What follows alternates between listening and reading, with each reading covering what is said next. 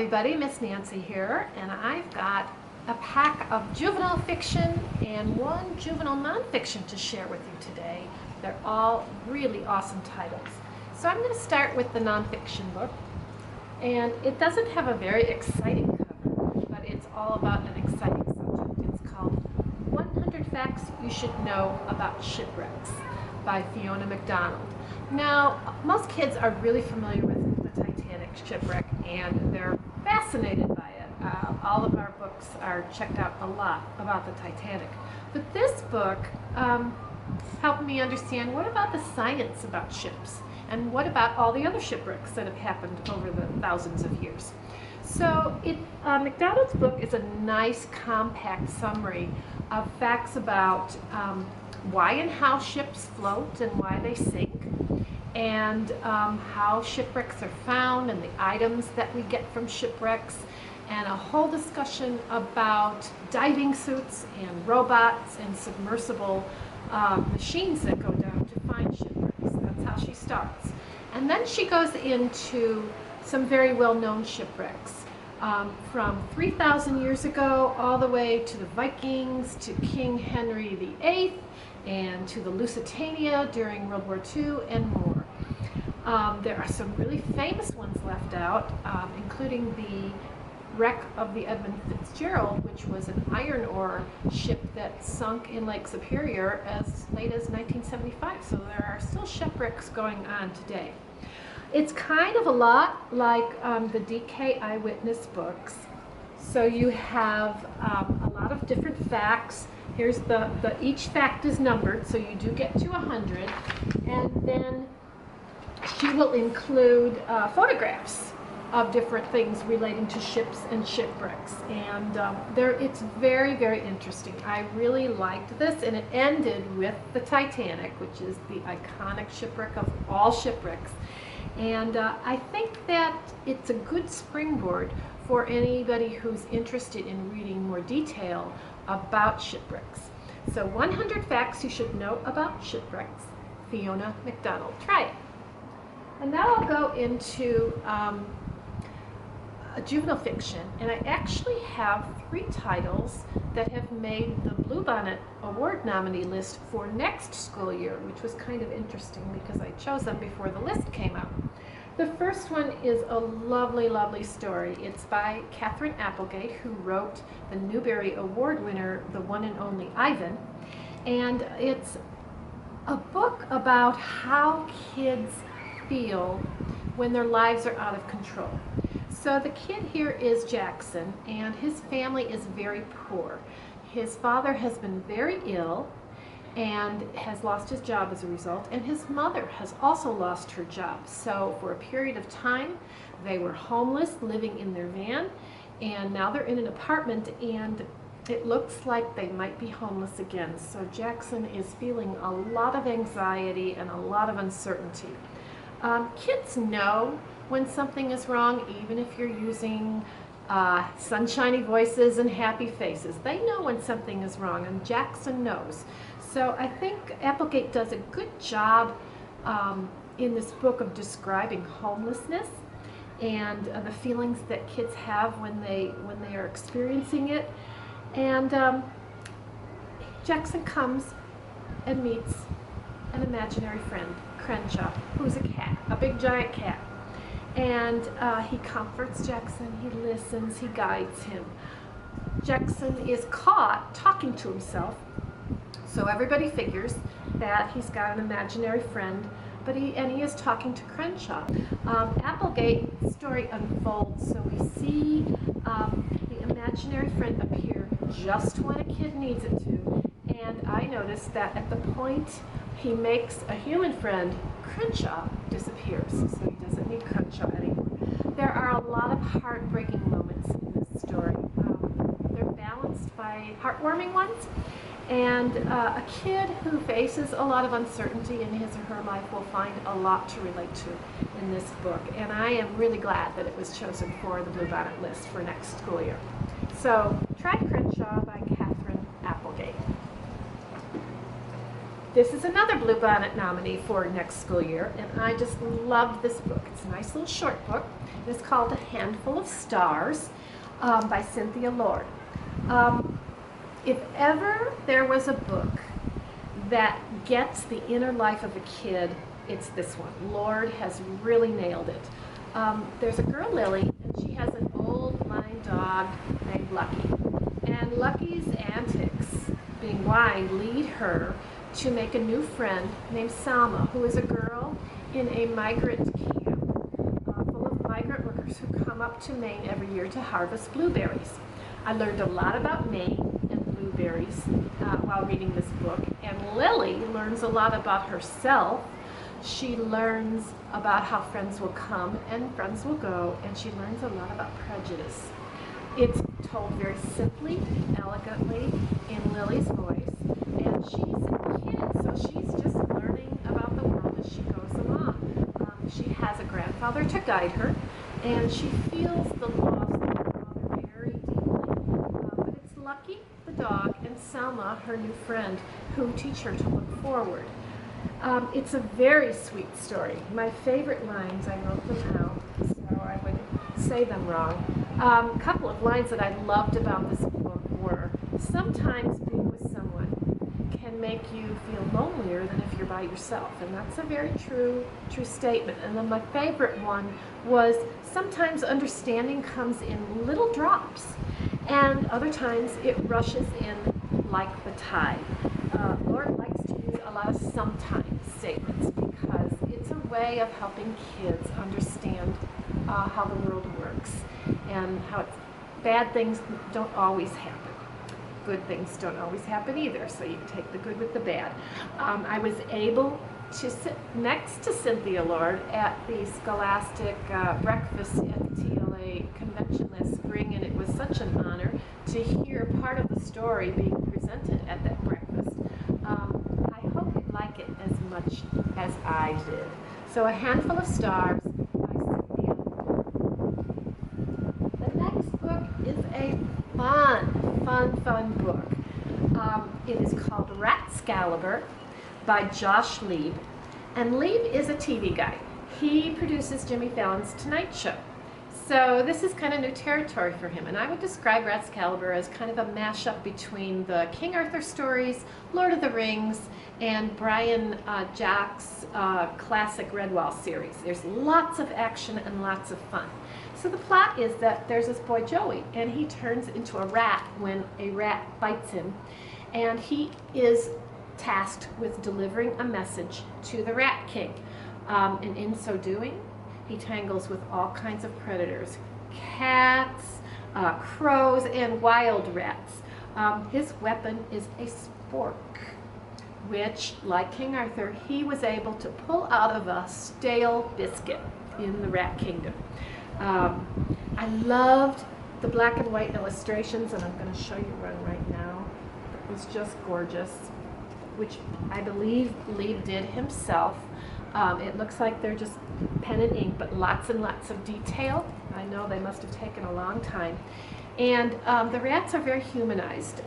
He did a nice job of making them like people, kind of. And one of the rats is named Gondorf, which I felt was kind of a nod to Gandalf. And one of the bad rats is Solomon. So that's a Lord of the Rings reference. Every species in the book, including humans, has magic of some sort. But what they call magic depends on their species. So for rats, it's ragic. And those who do ragic are magicians, and so on, which I thought was kind of a fun thing. There's a princess, there's a weak king, there's a traitor in the midst of the rats, and it was a nice quick read and such great fun. It is also a Bluebonnet nominee, award nominee for the next school year. So try Ratscalibur by Josh Lieb. Lots of fun, and you'll think of King Arthur and all those great guys from legends long time ago.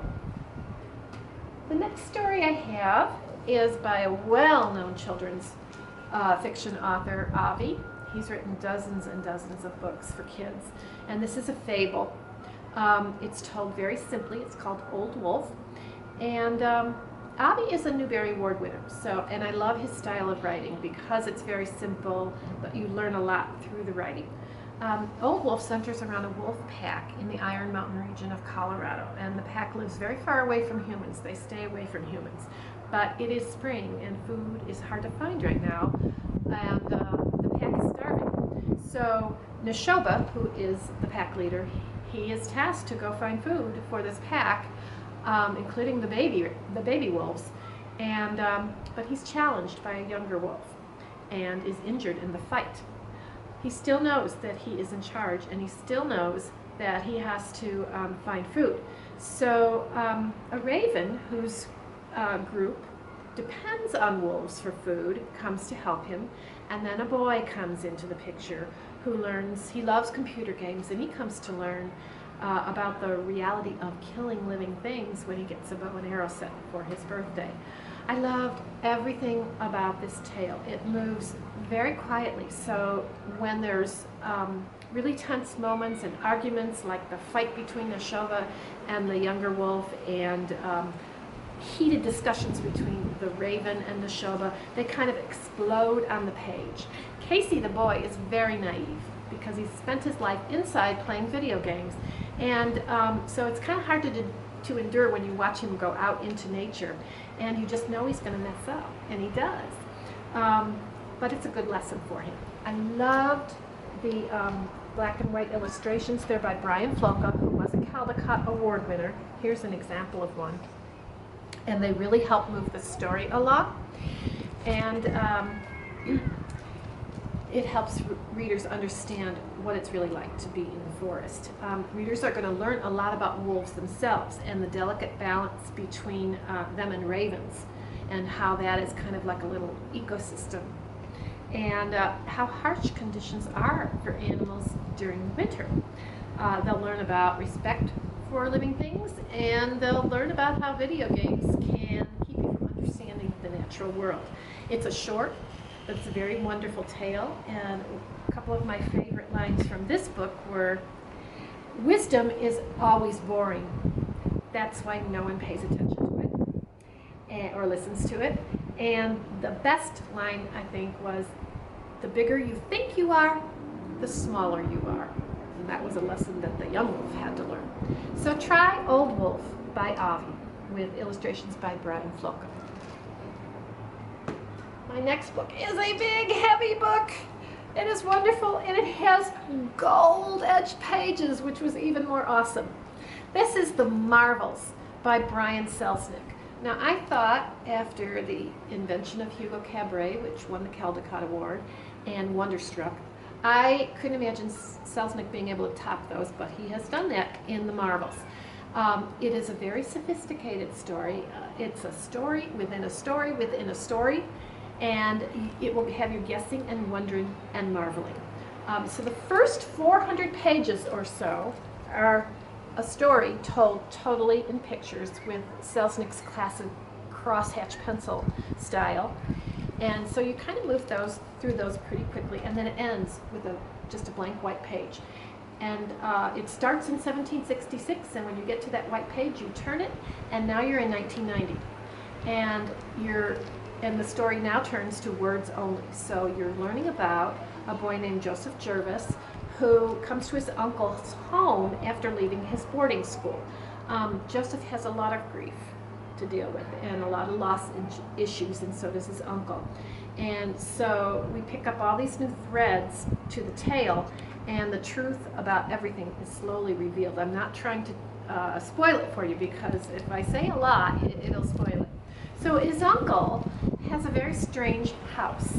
It is all designed and decorated as if he were still living in the 19th century. Joseph even is chauffeured around in a horse and carriage like the 19th century. He is searching for the truth of his family ties. There's a connection to a Marvel family with the last name Marvel, who were a very famous theater family in the 18th and 19th centuries, with everybody being actors in the theater except one son, Leontes. So I'm not going to tell you any more about it because it will spoil it. But I'll tell you, I loved every bit of it, and I loved especially that this story is based on a real person and a real house in England. And someday I hope to visit that house on my Downton Abbey tour. So try The Marvels by Brian Selznick. It's a really heavy book, but it is a really awesome book, just like Hugo and just like Wonder's. My next story is called Lilliput. And we all know the famous Gulliver's Travels stories by Jonathan Swift, in which a normal-sized man discovers a tiny, tiny group of people on an island, and that's the inspiration and the backdrop for this book. So the plot is that no one believes Gulliver when he tells them about these little people and this island and everyone he has met. So he's writing a book to prove everything, and he has to have evidence. So in the process, he goes back to Lilliput and kidnaps 6-year-old Lily as his proof for that kingdom. So we meet Lily when she has lived in a bird cage for 6 years and has tried every way to escape Gulliver. She gets out, he finds her, she puts her back in, and she finds another way to get out, and then he finds her, and on and on. On one of her escapades, she meets a boy named Finn who is being kept prisoner by an evil clockmaker who has this way of making clocks do whatever the owner wants with time, so manipulate time. And we also meet a chocolate maker who's a good guy, and he likes to talk and write. And we meet a talking parrot, and we meet a bird who is also imprisoned, but Lily needs in her latest attempt to escape and get back home. I loved the writing. It was non-stop action from the first page on. Sam Gayton, who's the author, his imagining of clocks and their insides and other machines was really, really interesting. And Alice Rattery's illustrations were really, really cool. They're black and white. This is, all the chapters start with these gears. And this is Lily in her little cage. She is so tiny. And there you see Gulliver in the back. And then this is a picture of the parrot, and they really help move the story along. And I'm really noticing that a lot of juvenile fiction books are adding more illustrations, which I think is very, very good because it does help kids imagine things that they may have never experienced. The question that's on your mind now is, will Lily succeed in getting back to Lilliput? And you're just going to have to read Lilliput to find out. So try Lilliput by Sam Gayton. This next story is a really deceptive but strong story about growing up. It's called Firefly Hollow, and it's by Allison McGee, who's a well-known children's author. And it's about pursuing your dreams, and it's about letting go. And that's a lot. Growing up, pursuing your dreams, letting go, that's a lot to put in a juvenile book, but McGee succeeds in doing that. It centers around a firefly, a cricket, and a young boy named Peter. So Firefly and Cricket do not fit into their particular tribes. Firefly wants to fly to the moon, and everybody says he can't do it. And Cricket wants to learn how to play baseball. And both of them are warned against any contact with evil giants, which are humans, of course, and they are told never to get near them. But of course, Firefly and Cricket ignore all that, and eventually they make friends with Peter after they've run away. Peter has just lost his best friend, and he is so sad. He doesn't even want to think about starting school. He says, I'm not going to school ever again. So for him to help Firefly and Cricket pursue their dreams is kind of an escape for him. And his parents think he's developed an imaginary friend. His father, David, actually had an imaginary friend when he was a kid, and it was Vole, who figures in the story, who lives, and he's a real vole, and he lives on the river near their home. Now, Vole is the wise one, but he's also very, very scared. He is supposed to get out on the river and go, but he's the last of his tribe, so he spends his time tied up to the bank studying knot making and trying to get up the courage to leave. Firefly and Cricket come to live on his boat after they run away, and they look at all the artifacts he has collected from humans and everything, and they all become friends. The story is told very eloquently. Everyone is on a journey, and kids at their hearts will understand what this journey is. It's a fable.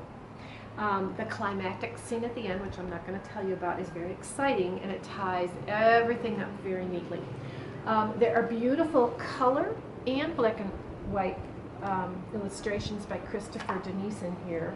I'll show you one of the color ones. They're just gorgeous. And then he has a lot of little black and white ones. This is at the beginning of a chapter of Cricket. And they're scattered throughout the story, so just little panels. And they are beautiful, and I think the kids are going to kind of linger on the colored ones. But I really feel that this story, the strength of the story, this could be a contender for the Newbery. So try Firefly Hollow by Allison McGee. And my last book is for older, a little bit older kids. We could even go into middle school a little bit with this, but it's called A Night Divided by Jennifer Nielsen. And it's an historical fiction novel. Nielsen made a big splash with her False Prince and Mark of a Thief YA titles, and now she's doing some things for a little younger audience. But teens will still enjoy this. Imagine living behind a wall and behind barbed wire for most of your life. Imagine not being able to find food on the grocery stores. Imagine being watched all the time. Imagine being told that freedom is a lie. Imagine being arrested for nothing more than looking toward the west or looking over the wall. Imagine a world where a banana is a special birthday present. That's Goethe's world right after East Berlin builds the wall around West Berlin during the Cold War. Kids today really aren't aware of a divided Germany or a divided city of Berlin as the wall finally came down in 1991. But this was common knowledge for me as a kid. So we follow Goethe's family as first her father and her brother get stuck in West Berlin because they're there the day before the wall goes up overnight. And her best friend's brother gets shot trying to escape, and her other brother is beaten when the authorities come to question him. Everything in East Berlin is built around fear, and the great promises about a better life after World War II do not come true as the city never gets rebuilt. Goethe sees her father across the wall one day miming something, and she eventually figures out that he wants her to dig. And then she gets a note that has been passed through the wall, and she figures out where she's supposed to dig. So she asks her brother Fritz to do the seemingly impossible task of digging a tunnel under the wall. There are a lot of close calls with the Stasi, which is kind of the Soviet version of the Nazi Gestapo. And there's enemies who turn out to be supporters. I was riveted, and I can attest that the facts of East Germany at that time are true. Even in the 1980s, the buildings looked like they did after World War II, devastated from the bombings. Nothing got rebuilt. This is an unusual time for a juvenile historical novel to be written about, but I think it's very important for kids in 5th and 6th grade and even middle schoolers to learn about it. And I think Nielsen did an excellent job. You will follow Goethe and her whole family. They are the heroes you want to embrace and root for. So try A Night Divided by Jennifer Nielsen and see if you like it. And that's all I have for you today. I'll see you next time. Keep reading.